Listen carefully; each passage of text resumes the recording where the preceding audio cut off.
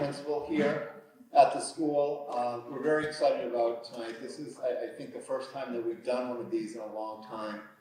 And just by the expected turnout of about 90 to 100 people this evening, it's telling how important it is for you as families. And we have people here from the seniors in high school down to parents and students in the 8th grade. So the long-term planning we love to see. We're fortunate to have representatives from 8 different colleges and universities with us to answer, to participate in a question and answer session with you, just so you can begin your thought process and what arrangements you need to think about as college and careers are right around the corner, believe it or not. We were talking to some of the college representatives earlier. When we met with incoming 9th grade parents and students in the fall, we asked students, what were their long-term aspirations? Life after high school, what does that look like? Is it 2-year college, 4-year college? Are you looking to enter the world of work right away? Are you looking to enter the military? What are your plans? What are your ideas? And we asked the same question to parents separately. Neither group when we were asking those questions. So about 80% of the parents reported that they hope their children earn a bachelor's degree. I want to say roughly 45% of the 8th grade students said they had aspirations for master's or doctorate degrees. So that took some parents by surprise. But I think those are great aspirations to have. And so why do we have nights like this? It's because of those long-term plans and goals. With that said, I'm going to turn it over to the engine in the vehicle, our Director of Counseling, Mrs. Sharon Buckley, who initiated this evening to take place tonight. Mrs. Buckley?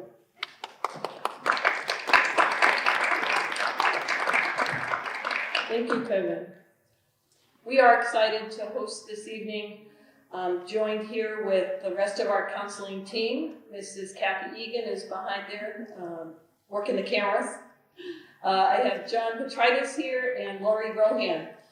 We have a solid, experienced counseling staff who are ready and more than able to help your student and you navigate 4 years at high school, but also plans for post-secondary goals, right? Whatever those may be. We've met most recently with students in the junior class. We met with them in February to review this college and application process. We met with them again this morning. We're providing them with tools, and I wanted you all to be aware of what they are, so when they start talking about it, or if we start sending home messaging, you'll know what it is that we're referring to. This presentation will be videotaped and posted on our website. I will also post this presentation PowerPoint, as well as a copy of the Naviance parent presentation we did back in January. Okay.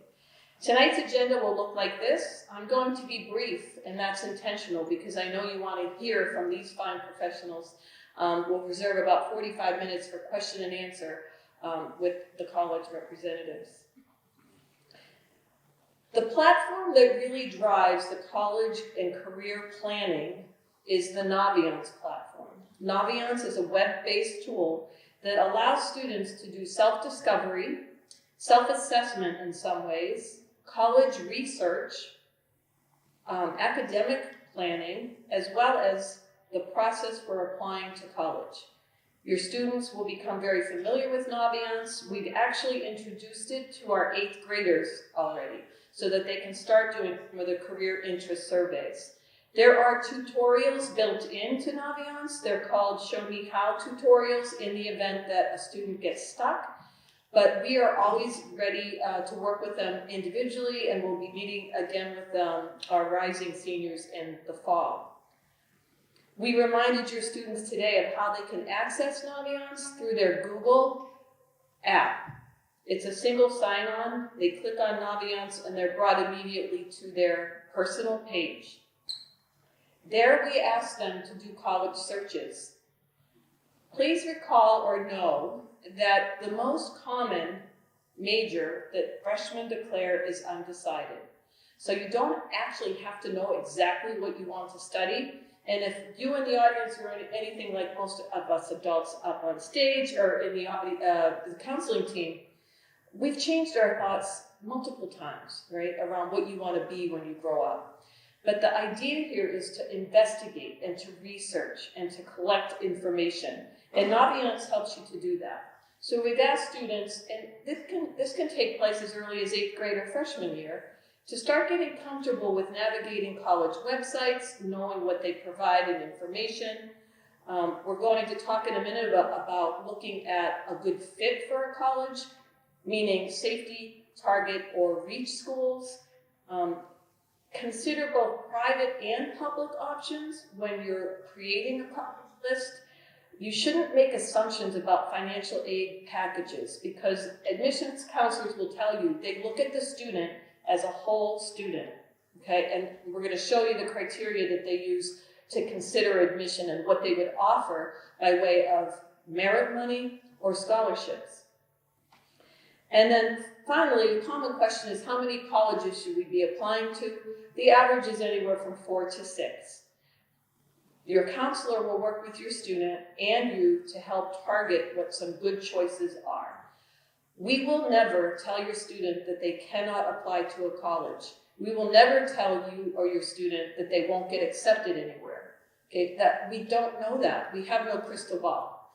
But we do have experience and we have knowledge about trends and what generally happens with students from Grafton when they apply to different colleges and what the acceptance rates have been. The key factor that really differs is the pool of applicants at the time that your student applies. Okay, so I'm going to show you just briefly the scattergram. We have data in Naviance that we collect over the last 5 years, students who applied to different schools, a particular college, what their GPA was and what their SAT score was. And we compare that to the average acceptance rates at colleges by GPA or SAT.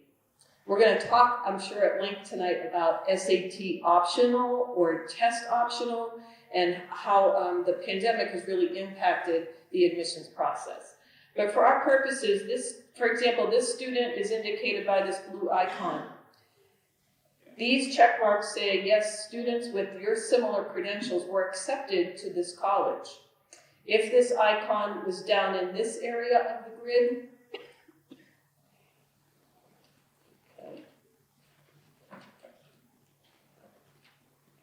my apologies.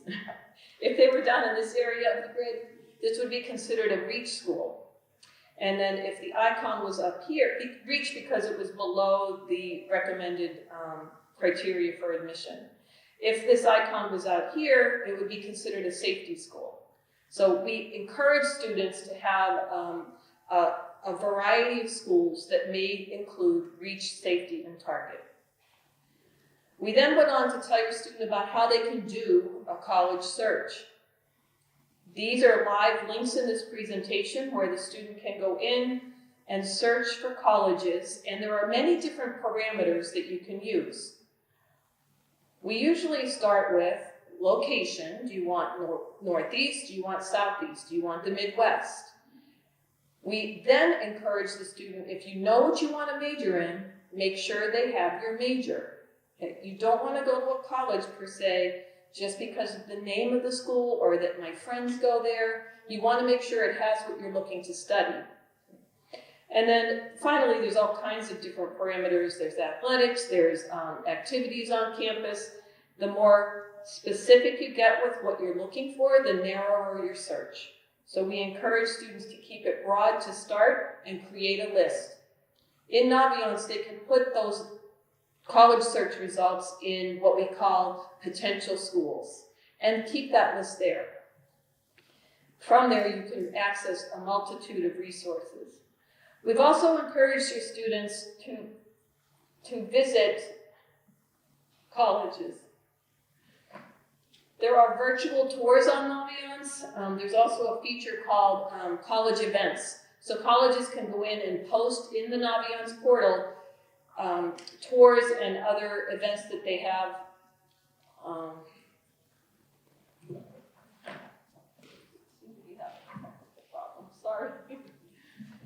different events that they have scheduled, and many times those events happen over spring break. So that was one of the reasons why we wanted to have this presentation tonight, ahead of that break time.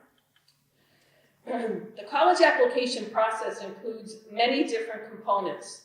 The application itself, most schools are using what's called the Common Application.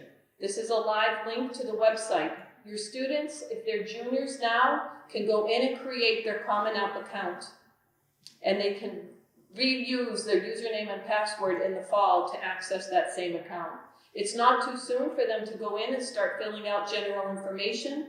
They could also access the Common App essay and begin to work on that between now and through the summer. Some colleges will offer you or prefer that they use, that your student use their college institution website's application. Other components of the application process include SAT or ACT scores, letters of recommendation. Of course, those scores we know are potentially optional or test blind, and we can talk about that. Letters of recommendation from your school counselor and also from teachers. We have documents, the links of which are here, that we ask students to fill out a brag sheet, provide that to the counselor and or the teacher so they can write a letter on their behalf. They should be looking for an academic teacher who can speak to their skill set in the classroom and their work habits. The application will also include your student's GPA, which will appear on a transcript. The GPA that will be reported in the fall is what your student will earn at the end of their junior year. Another component of the application is the essay and a resume. Perhaps some colleges will ask for other materials. We reminded your students to be familiar with their Naviance account, of course. Create that Common App account. Ask your teachers now if you're a rising senior for letters of recommendation. And we also provided a college planning spreadsheet. I'm not going to click on it here, but when you access this at home, it's a spreadsheet of kind of a checklist or a to-do list to help you and your students stay organized. Most colleges will require 2 letters of recommendation. But they should be thinking about teachers now if they are currently juniors. And if they are going to send their SAT or ACT scores, it's the student's responsibility to request those scores to be sent to each college or university. If a college is test optional, and the admissions counselors can further explain, if they're test optional, most colleges will post their average SAT acceptance score. And if your student's score is above their average, then we encourage them to send their scores in. If they are not at the average, or if it's below, then we recommend that they don't send the score. There are many other parameters that college admissions folks look at when considering admission for your student. So I know that we looked at the questions that most of you or some of you sent in when you registered for tonight, and I provided the college admissions folks with those questions so that we can start to answer some of those. If you have further questions as the night continues, Mr. Petritis has a mic and we'll come around and you can ask that question of the reps. But I'm pleased to introduce folks with us tonight. Jennifer Cluett from WPI, Tracy Merchant and Ursi Constance from QCC, Rachel Masson from Amherst.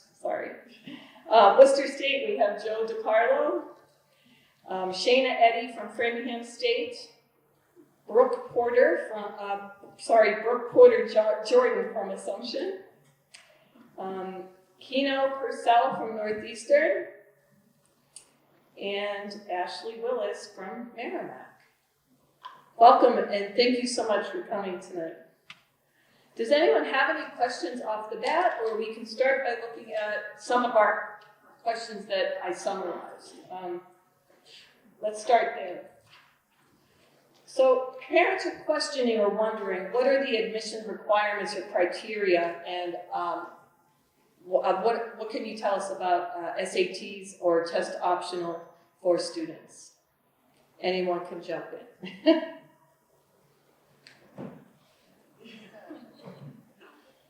Hi, everyone. Well, good evening. We're really happy to be here tonight. It is a rather large panel, which is great because there's a great diversity of schools represented up here. And I think what you'll hear from us tonight is some commonalities, but there'll probably be plenty of differences as well. And certainly don't get stressed out about that. Hopefully after tonight, you feel like you have more information and that you're not more confused. But I think you should be rest assured that you've got a great counseling staff here at Grafton that will help guide your families and your students through this process. But we're also human beings as well, and I think the admissions process comes across as sort of this mystified, sort of people behind the curtains that are making these decisions. But know that every office has staff that are very excited and willing to work with your families and your students as well through the process to help answer questions. So the goal tonight is to help clarify some of those questions, but it also can sometimes become a little bit confusing because, again, we have similarities, but there can also be some significant differences as well. So if any of our institutions of our interest of you, certainly follow up and ask those questions individually. But we're going to try, I think, and keep our remarks relatively brief so that everyone has a chance to chat tonight with you on the process. So I'll sort of kick off around the admission requirements. There's a few other state universities up here, Framingham State and UMass, that are under the umbrella of sort of Massachusetts public higher education. And, really our objective is to provide the opportunity for students to pursue a four-year bachelor's degree. And for us, the main focus of what we evaluate in the admissions process is really your academic record. Your high school transcript is the most important piece. That really helps us gauge that you've prepared yourself appropriately in high school to make a successful transition to a four-year bachelor's degree program. And I think a lot of us shaking our heads because we probably weight the transcript as one of the most important pieces in the requirements. So we're just looking for good grades, for good course selection. But in terms of like GPA and specific grades and specific courses, it's going to really be dependent upon the individual institutions and sort of what they consider to be important factors in evaluating your academic credentials. But at Worcester State, I can say pretty confidently your transcript is the most important piece, and we generally are looking for around a 3.0 average high school GPA, and we're test optional. I'm going to throw that terminology out there, but I'm not going to define what it is because I want one of my colleagues to be able to have some mic time as well.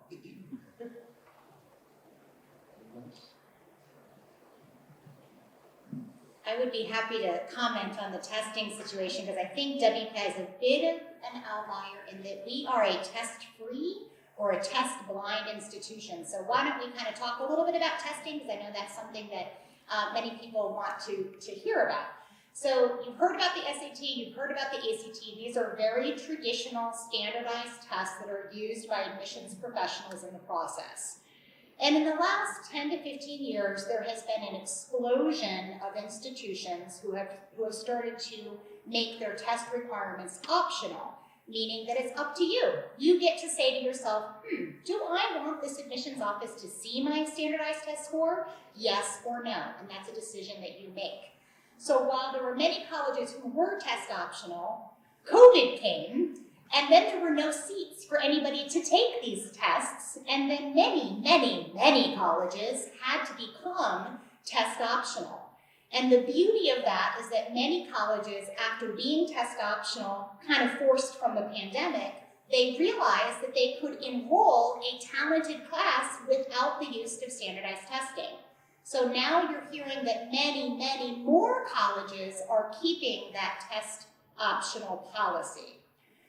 WPI's policy is test blind or test free. So we were test optional in 2007, and then last year made the decision, our faculty made the decision to not look at any of them. So even if you want to share your SAT scores, we don't consider them, we don't collect them, we don't see them, they're not visible. And WPI's position is that the SAT or the ACT is a single measure of 4 hours of your life, typically on a Saturday morning. And we believe that it does not measure work ethic or collaboration or persistence, dedication. There are so many things that we are looking for as admissions professionals in terms of the quick characteristics of you as a person and as a learner. And because it does not measure those things, it's not in alignment with WPI's values. So we are a test-blind institution. I'll just chime in regards to admission requirements and what you kind of can expect generally, and then a little bit more specifically with different institutions. So as my colleagues were mentioning before, a lot of us are all going to have very similar requirements. So Common App, that's definitely the biggie for sure. Lots of different institutions utilize the Common Application, but there might be other institutions that have their own application that they utilize on their website. So the biggest thing is to connect with us, see what application we do utilize, whether it be the Common Application or the actual institution's application.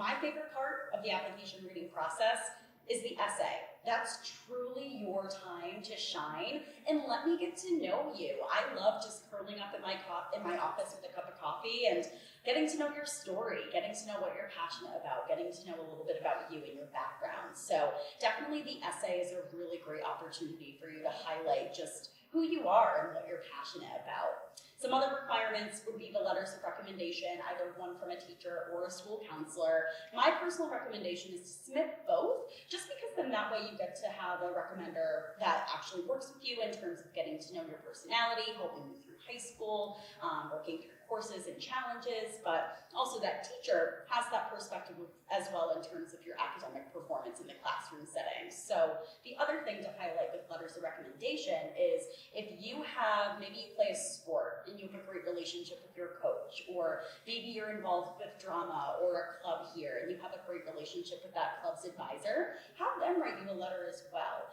I'm not sure for all institutions, but I know particularly for Assumption, there's no maximum for letters of recommendation. So absolutely feel free to send as many as those as you would like to.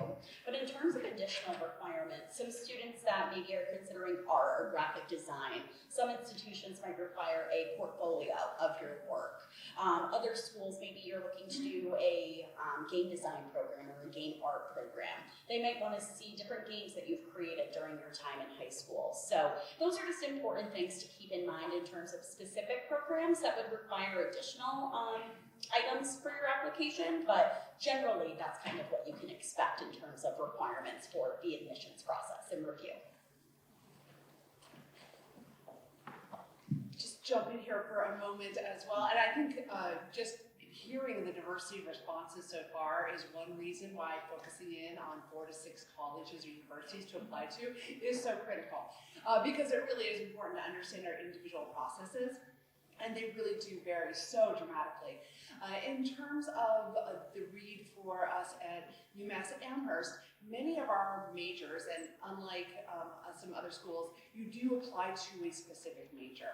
We have exploratory tracks within certain schools and colleges, but for the most part, students are applying to a particular major. And those can be competitive majors, meaning we have far more qualified students than we have spaces available. And that's the point at which the holistic review becomes so important. It's a phrase we hear a lot of as well. Again, we're looking at all those pieces of information about you, whether that be your essay, letters of recommendation, extracurricular activities. I can assure you there is no checklist that we're going through in terms of this one gets more points or not, nothing of that sort. If there are specific requirements for a major, we convey that to you. So for example, engineering, students need to have taken physics and chemistry, just as, again, as an example of that entire process. So it's important that your essay and your entire application reflect your experiences. Let us know too about individual challenges you may have faced. For example, not everyone is involved in after-school sports or activities. Perhaps they are helping to care for younger siblings or older relatives, perhaps they're working a job. These are all pieces that we're going to take into consideration to make sure that you're academically a good fit for us, but also would be a great addition to our communities. And just my final thought was, if we say test optional, we truly mean it. Don't spend an iota of time thinking about whether or not we're going to give extra points, so on and so forth. I'm not spending any time wondering why you didn't submit your scores, so you don't need to spend any time trying to second guess what we're trying to tell you here. So I'll let me add a couple things because there's really nothing else really to add to all the great things that you've just heard. the biggest takeaway from all of this is that, as you're looking at universities and colleges over the next year or maybe multiple years if you're younger than that, is create a list, because yes, there are going to be similarities between our institutions in terms of the requirements, but there's certainly going to be things that are specific to those institutions. So instead of being caught off guard when you apply to a school and being surprised, oh, you need another essay written for me, get a running list of each school that you might be considering, what they might be specifically requiring from you, and be prepared for some of the things that might come up in an application process. If it's a supplemental essay, if it's submitting portfolios, if it's being prepared for specific courses that you would need to have for some of the majors that you might be applying to. And also learn about each of the specifics of the institutions that you're looking at, because there are going to be differences. If you have to apply directly into a program, or are you going into a general education program before you start your major, there's certainly a lot of differences between institutions that could help in some of the decisions that you make. Yeah, one thing that I did want to add, and at Framingham State, we are very similar to my colleague over at Worcester State in terms of that academic transcript is first and foremost. We are test optional as well. But one thing that I do want to just as a tip, if you will, is when you apply to a university, know that we will let you know what is missing from your application. So, you're probably already receiving emails, maybe some postcards, but once you apply to a university, make sure that you're opening up that email. Make sure that you're logging back into your checklist for your application, because we will add what is missing from your application. So just take the time to double check, especially if you haven't heard from us on a decision, make sure that you're checking. Shana, thank you so much for validating what counselors will tell students. Check your email. Right? That is the way that people communicate. We don't have texts from Shana saying you're missing this in your application. Okay, so you need to get in the habit of being responsible young professionals. Check your email and embrace this process. All right, that would be what I'd like you to walk away from this. These are real people who want to help you get to where you want to go. They want you to go to a college where it's a good fit, where you'll be successful. Right? You don't want to go through hoops and smokes and mirrors to get into a college if their credentials are just right here, and you go there and you struggle the whole time. Right? You need to find that sweet spot, and I know that that's what these folks are trying to do. It's a partnership, but instead of being kind of either leery or anxious about it, kind of embrace it. It's a journey, and it can be a fun one if you just kind of keep your eye on the ball. So. Was there anything else you wanted to add, or I'm going to go on to another question? Go ahead. Last but not least, at Cinnamon Community College, we do not have any additional admission requirements other than being a high school graduate for most of our programs. We do have some programs that do have additional admission requirements, and mostly those are our healthcare programs, our auto tech program, and business program, and computer science program, I believe. Also, we do not require ACT or SAT tests.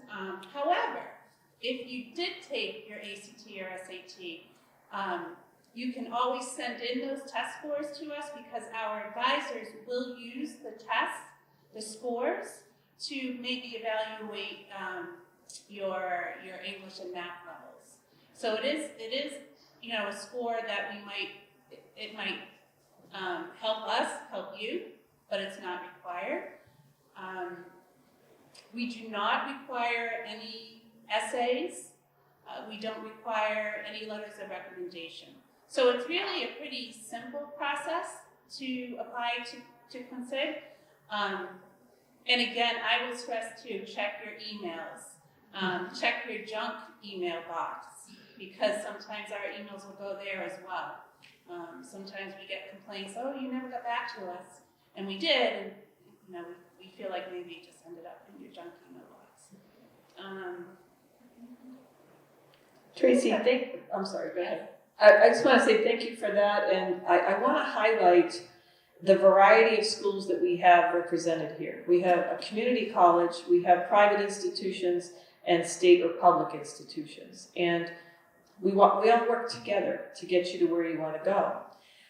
There's a college for everyone. You may start at an associate's degree program and transfer, and that's kind of where I wanted to go next. So Grafton High School has instituted opportunities for students to take early college courses. Some are through QCC this year, some this summer are going to be through Worcester State. So I'd like to ask the panel if you could speak to transferring of credits, the transferability of early college courses that a student might take while they're in high school.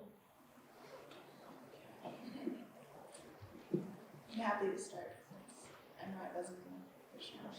Most of my stuff was covered by so I didn't have any to We're happy to let you. Yeah. In terms of early college credits, at Merrimack, we certainly accept early college, dual enrollment, AP credits, IB, any variety of those kind of college level courses, depending on what you're taking. Thinking about our criteria is a C or higher in a dual enrollment or early college class you'll be able to earn credit for. I think sometimes a lot of students are thinking about, how is the course going to come in to your college? That will definitely vary, but basically we will look at your early college classes and assess how they relate to classes at Merrimack or whatever college you're transferring them to. We're going to do our best to have those align with requirements that are a part of your degree. Sometimes they replace a direct class. For example, an English 101 class might replace your English requirement with us. Sometimes it does not directly align to a class that's required, in which case it can come in for elective credit. So if you have the grade, you're always getting the credit, just how it fits into your degree might vary. I know a lot of times the question around early college is, will I be able to graduate early with that? Usually the answer is it depends on how many credits you're bringing in and what degree you're earning. For example, in a nursing program, it's unlikely you're going to be able to graduate early with those early college credits. But if you're in something in the liberal arts, maybe you're caught up a full semester or even sometimes a whole year. So it will definitely vary quite a bit based off the school that you attend and the program that you're pursuing. Another thing to keep in mind about early college credits, remember to request the transcript from the sponsoring university or college. So wherever you're earning the credits from, even if you've taken the course at Grafton High School, send the transcript from the college to us. We use the official transcript to be able to assess those credits. You don't really need to do that until you've actually chosen where you're enrolling. We don't need it for the actual application review, but to give you the credit, we'll need it at that point. And you request that through the registrar's office at the school, which I know is like a foreign word at this point in time for most students, but that's where you go for that request. The only thing that I was going to add is that Framingham, we will accept a C- or higher. And for those AP exams, we will accept scores 3, 4, and 5. And just similar to the early college, you do need to have those official scores sent directly to the university. But again, that is not done until after you decide where you're going. But just keep that in mind. And I'm going to throw out again that it's important to know each school because each requirement might be different. So for Northeastern, for example, we have a maximum on students only transferring in, first-year students only being allowed to transfer in 32 credits. So another school might be different. You might be able to transfer in a whole associate's degree. So you have to sort of do your homework for each school to figure out what their transfer policies are as an incoming first-year student. I would just add really quick, don't be afraid to challenge yourselves. I know stepping outside of regular college preparatory work can seem a little intimidating at first, whether that level be advanced or honors or AP, but definitely have that conversation with your school counselor. See if it makes sense for you. If you were doing really well in a science course and there is an opportunity for you to take a higher level of that course next semester, challenge yourself. I'm speaking in terms of assumption, but I'm not sure if my colleagues agree. We like to see that challenge. We like to see that you are stepping up and challenging yourself academically because that's only going to prepare you more for greater success at any college that you choose. So that's my one little tidbit there. Thank you for that. We will talk with students pretty frequently about the rigor of their transcript. And that a C in an honors course or an AP course is a better reflection of their intent and efforts than staying happy and complacent in CP or level 1 courses and getting all A's. So that's what they're speaking about, the rigor of the transcript and challenging yourself. Sorry. When do you think students should come on campus tours? Tomorrow? At QCC, we do have, if you go to the admissions webpage, there is a link for college campus tours. And any time is good. We do have tours that, are given each week at specific times, but you can also request individual tours. So whenever is a good time for you, we should be able to make it work.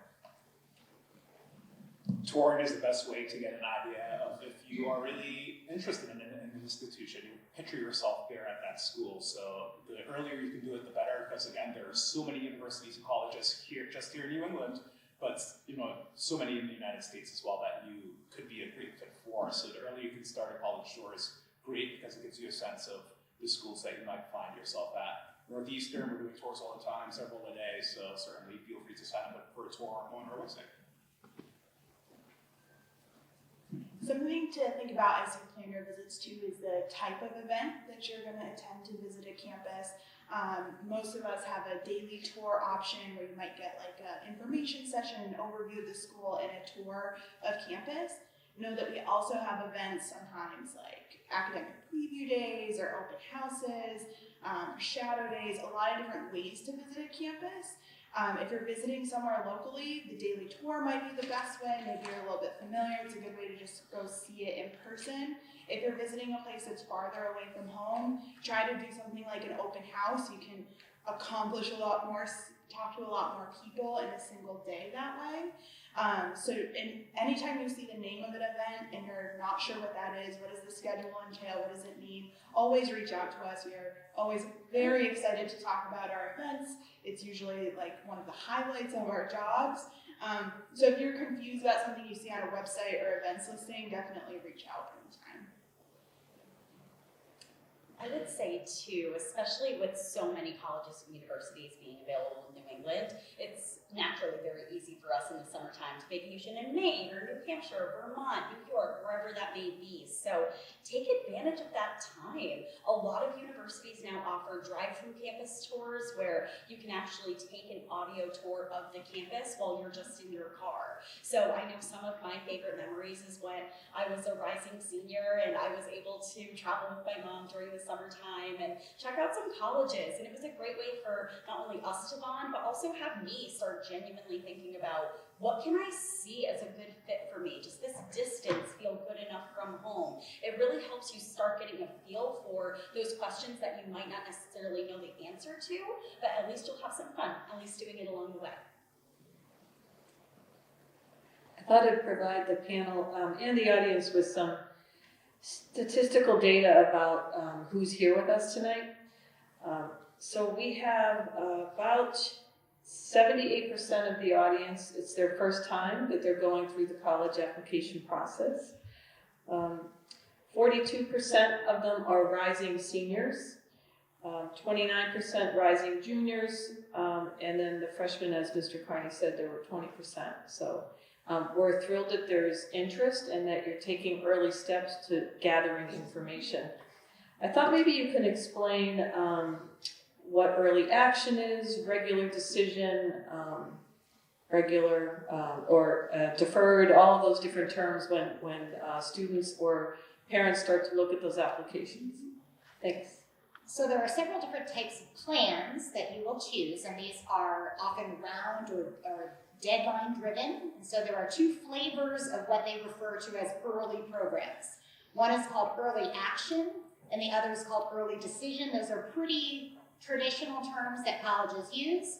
Early action is a non-binding early notification of whether or not you've been admitted to that university or college. Typically, this deadline is going to be in October or November. And you're typically going to hear by about January 1st. And again, those dates may fluctuate from institution to institution, but it's pretty early in your senior year and you've been admitted or not. You get a decision from that institution. They may congratulate you and offer you admission. They may say that unfortunately you have not been admitted, or you may be deferred, meaning they want to look at you as a candidate again later in your senior year after they get your mid-year report, and they look at you within the context of another applicant pool. Early action is non-binding, meaning that if you get that offer of admission, you are not compelled to enroll.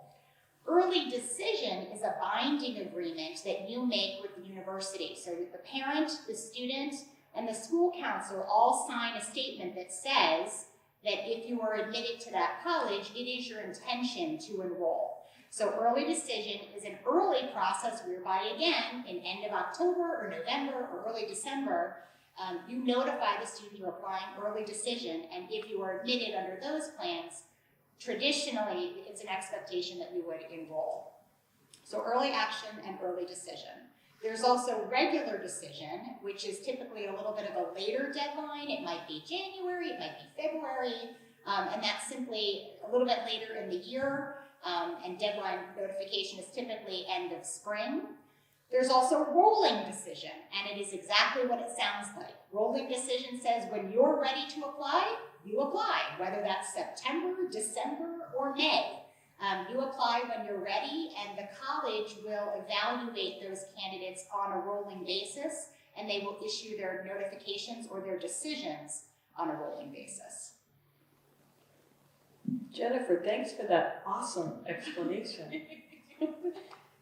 And it was very enthusiastic, too. I wanted to mention something. I think, Rachel, you touched upon it. Different majors and programs may have different GPA requirements or admission requirements, correct? So maybe you all can, or a few of you can speak to that. We tell the students, general admission is usually a 3.0, but certain programs like nursing or engineering. Absolutely. We actually refer to it at UMass Amherst as a tale of two universities. We have our university in the liberal arts, many different choices for students. We have 100 different majors, 10 schools and colleges for them to consider. And then we have our more competitive majors, which include business, nursing, computer science, and engineering. Overall, if you go to our website and you're looking at our student profile, it's going to tell you the average GPA at UMass Amherst is a 4.0. But that really doesn't give you this full spectrum of profiles of students who come to the university. For our selective and competitive majors, again, the nursing, Eisenberg, computer science, and engineering, you're looking at a higher GPA, if you can imagine that. That is possible, being a weighted GPA, so in the 4.4 to 4.5 range.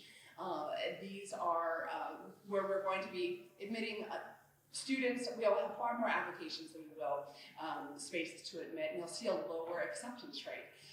In terms of our other majors, you may see a 3.5 to a 3.6 for our different arts programs, College of Natural Sciences. It's not that these programs are any less valuable or comprehensive, but rather, again, it comes down to competitiveness.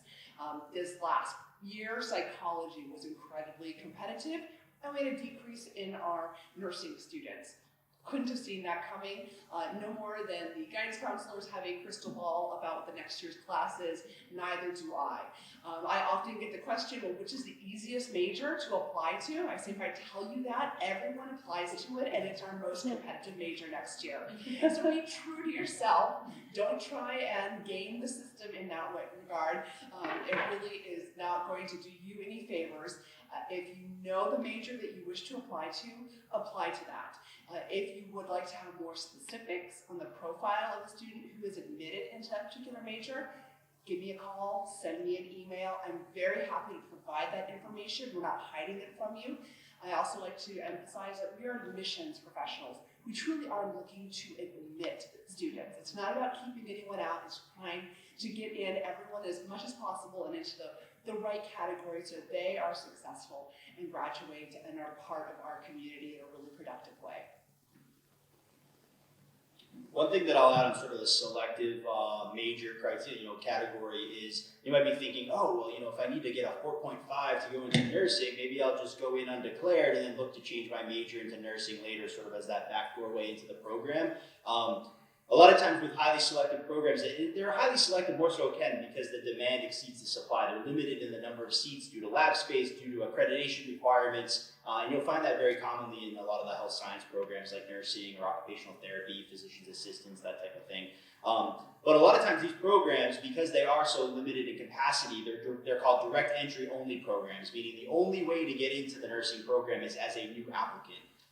The university might not allow for an internal transfer or even external transfers. They fill all available spots with new incoming students. So really to Rachel's advice about if you know you want to major in nursing or in engineering or in business as one of those competitive programs, you really should be applying into those programs because that might be your only opportunity to apply. There might not be a chance to be considered into those majors at another time. So just something to think about. For instance, at Worcester State, our nursing program is a direct entry only program, meaning the only opportunity to be considered is as a new first year applicant. We take a very small number of external transfers, but we don't allow our current students to transfer into the program within the university. I would just add, as you do consider more selective or competitive programs, also consider if you want to be considered for an alternative major. I know that's not available at every institution, but many places may offer you the opportunity to, if you're not able to be admitted to that primary choice, to be reviewed for a secondary option. That might be something you want to consider. It might not be. You might just say, if I can't do that program, then I don't want to go to that school, and that's okay, but just something to think about in advance. But like has been said, the alternative major choice is not a backdoor into those programs. It might just be, I don't like this institution and I want to pursue this other route instead if I can't do that first choice major. And I'd like to add that at QCC, for I'll use nursing as an example, we do have long wait lists, and that is because we have fewer seats than applicants. And it's not a competitive process. Sometimes people have the misunderstanding that it's a competitive process. It's not. You would just need to meet the additional admission requirements for the program. And I like to think, and then once you do that, you meet those additional admission requirements, you're then added to the wait list. And our wait list can be 2-3 years long for our nursing program and some other of our healthcare programs. I look at that as a good thing because while you're on the wait list, you can be taking all of the general education classes that are necessary for the degree.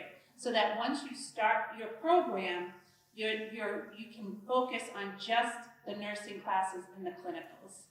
So I do like to talk a lot about that with students who are thinking about one of our healthcare programs. Thank you.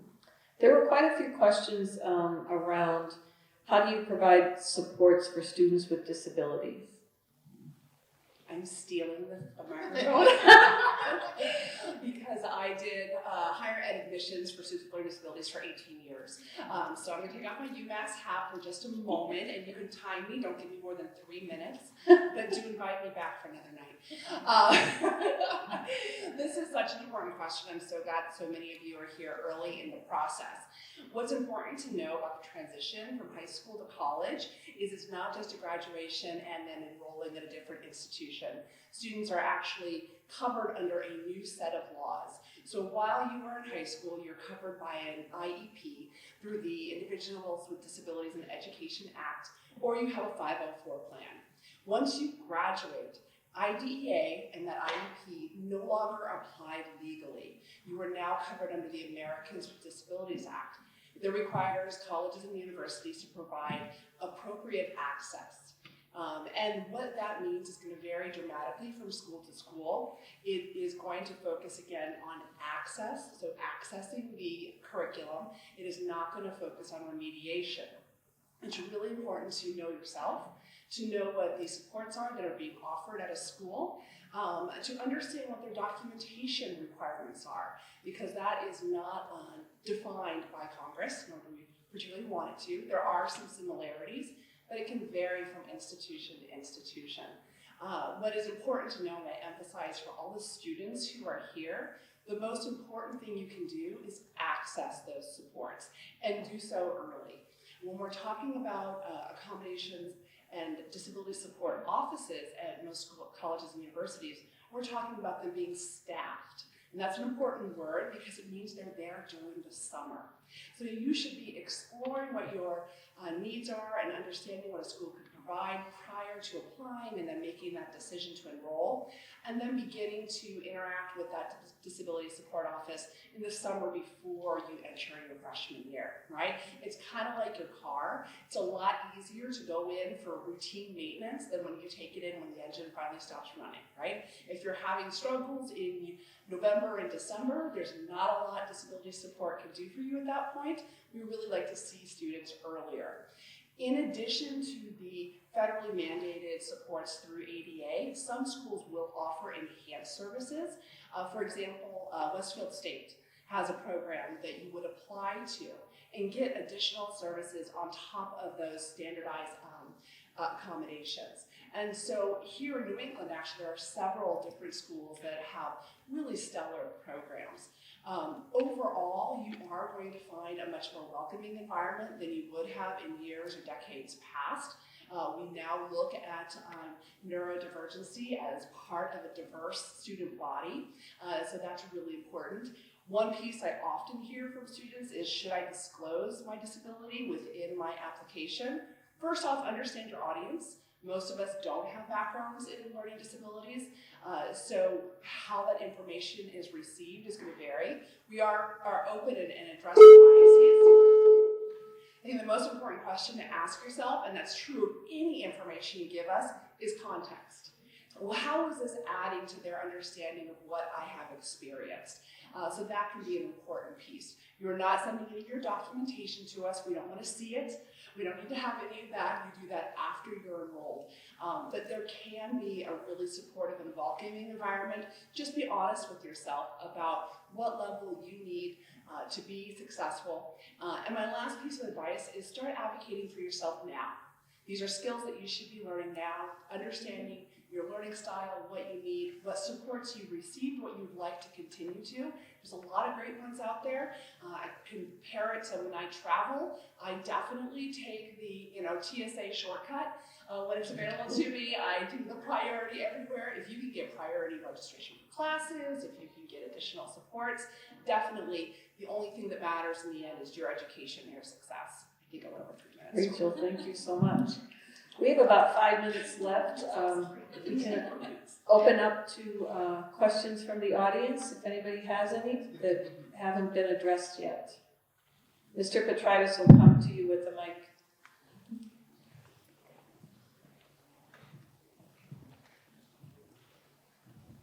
Thank you. I wonder if you could respond, this question has to do with good fit and sweet spot, which a number of you have mentioned, and it's around SATs. So as you're trying to figure out the good fits, the sweet spots for your kids, I'm wondering GPA versus SAT. I feel like as I looked at schools, particularly in the last couple of years, I have a son who went to college a few years ago, the SAT scores feel like they're less reliable, in part because of the pandemic, and the scores have risen. My guess is because there's fewer kids submitting it, and those that are, it's raising it. So if you could maybe just give us some guidance as we're trying to figure out that list of right schools academically for our kids and how to weigh average GPA and SAT, ACT. Sorry, that was really long. I'll go first. So in regards to SAT and ACTs, most schools are test optional, so it really gives you that opportunity to decide what's going to be the best situation for you in terms of putting forward the best application possible. So each school advertises what their middle 50% ranges are, or what their average SAT or ACT scores are, and being test optional now gives you a chance as a family to decide what makes sense. And what you should know is, and we talked about it a little bit tonight, is that in our holistic review process, we are not just relying on solely those pieces of data to admit a kid to our institutions. We're looking at the full package. So yes, we're looking for the transcript, looking at transcripts and the rigorous courses a student might have enrolled in, but we're certainly looking at a lot of factors outside the classroom as well. So we're looking at a full picture. It's not necessarily just test scores, and in a test optional environment that we're living in right now, which most of us I think are test optional or does not require testing, you get to decide. So you don't have to send test scores everywhere. And in fact, when I talk to students applying to Northeastern, I really focus on telling them, look at our middle 50% ranges, decide if it makes sense. We do not disadvantage students in terms of being admitted to the institution, and it does not affect your opportunity to receive merit scholarships as well. I do want to I know we're test free, but there is data out there that is very clear in stating that the best predictor of success in college is your high school weighted GPA. So think about this. If you are a good student in high school, you have a set of skills, time management being probably chief among them, right? You know how to get stuff done. When you go to college, I don't care where you go to college. If you are a good student in high school, it stands to reason you're going to be a good student in college. So when we think about predictors of success, and we are all retention officers, we may be admissions professionals, but we need to make sure that the students that we're offering admission to are going to stay at our institutions, and they're not only going to survive, they're going to thrive. So I would think that most colleges, and again, I can only speak for WPI, which does not pay attention to testing, but that GPA, I think you really want to make sure that that sweet spot, you're focusing more on the GPA, which is a historical data point. That is a data point reflecting years of your life. It reflects the rigor or lack thereof of your program. So it really is, I think, a better data point than a single morning, Saturday morning. And if you're not that fond of your GPA presently, and you're a freshman, you can work on that, right? Each year that goes by, you can build. If you're presently a junior and you're not thrilled with your GPA, there's a mass transfer program. You demonstrate proficiency at the collegiate level, perhaps starting at a community college and transfer. So there's, as I said, there's a place for everyone, and there's a story that your transcript tells. Yep. Hi, everybody. So all of you, except for probably QCC, are going to get way more applications than spots you have, right? And so I'm looking at, like at Northeastern right now, you've got 91,000 applications this year for about 5,000 spots. So even if you cut that 91,000 in half, you still have some incredibly qualified students for those 5,000 spots. How do you whittle that list down? Like, what do you look at? Well, that is the story of my life for several months throughout the year. It's a difficult process, and truly at the end of the day, we're looking for fit. And when you're looking at a school like Grafton, it's a competitive high school. You have a lot of highly talented kids here. We're not going to admit every single kid who applies from our institution, so we are looking at a lot of factors that are sometimes outside of just strictly the top performing kids in the pool. So another factor that we take into consideration as well is demonstrated interest, because again, when you look at a school like Northeastern with a lot of highly talented kids who tend to apply to our institution, we have to look at other data points that can give us a sense of if a kid might be likely to enroll at our institution. So we do look at data points such as a student's interest in our institution as well. So that helps us sift through some of the huge parts of the pool that we have. And I just want to mention too, I feel like that's why holistic review is so important, and that really, what holistic means is really looking at that student as a total package. So not just pigeonholing a GPA, we're really looking at the rigor of their transcript, we're looking at what they've been involved in. If they haven't been necessarily involved in clubs, what do they do outside the classroom? Do they help with a family member? Do they volunteer? Do they work? Whatever that may be. And also looking at demonstrated interest, really looking at so many different factors that really get a really good picture of the student, and really kind of going back to fit, seeing ultimately if they're going to be not only a good fit for the institution, but if the institution is going to be a good fit for them, and really give them the tools and support that they need to be successful, not only in their transition to the institution, but actually helping them reach that ultimate big goal, which is graduating with that bachelor's degree. I have two quick questions, hopefully. First if a child does have an IEP, is that reflected on their on their transcript? Absolutely not. Okay.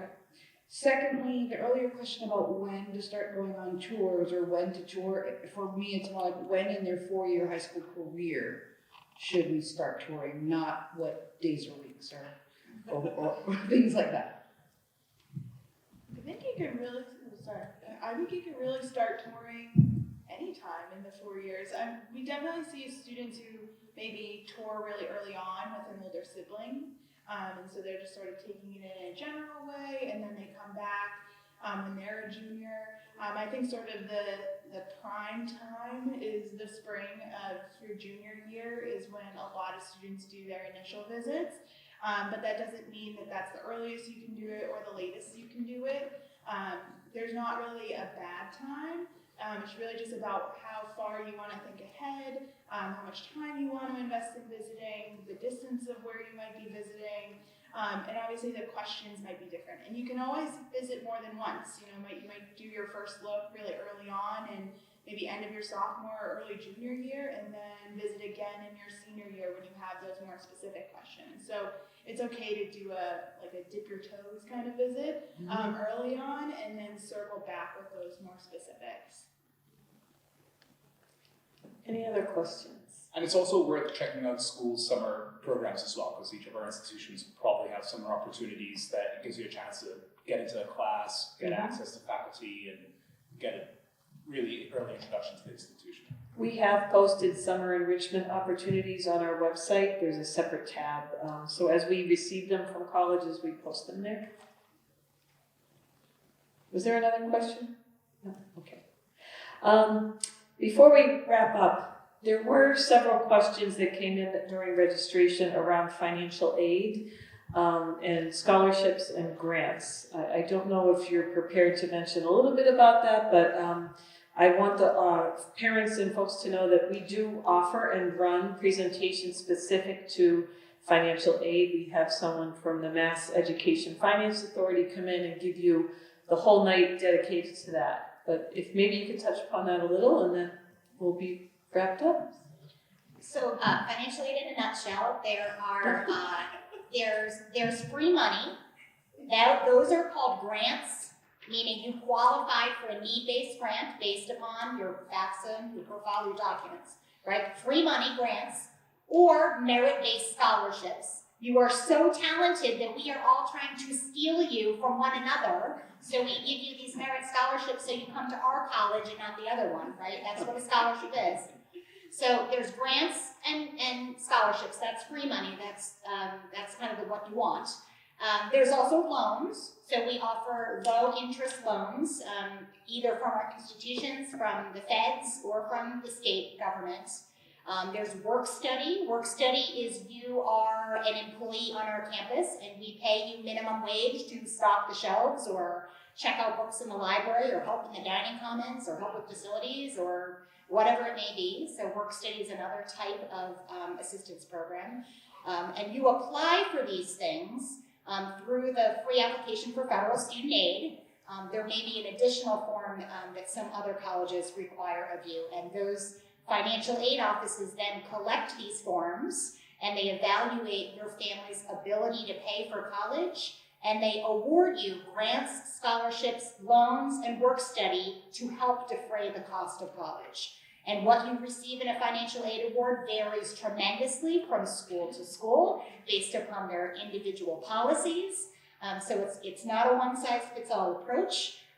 In most cases, you do not need a separate application for scholarships. There may be some instances where there is a separate application, but I think most colleges consider you for their merit-based scholarships just by making application to the college. Thank you. Well, I want to thank the panel. Tremendous help tonight. Thanks so much for being with us. And I want to thank the folks who came out tonight. We hope that you found this valuable and useful. Again, we'll post this again on the website. I would welcome any and all feedback. I apologize for some of the technical difficulties and the random bell that went off. But But, you know, we would appreciate your feedback in knowing if this was helpful, how we could improve upon it, and that, you know, if you think it would be valuable to do again in the future. So thank you again and enjoy spring break. Thank you, everyone.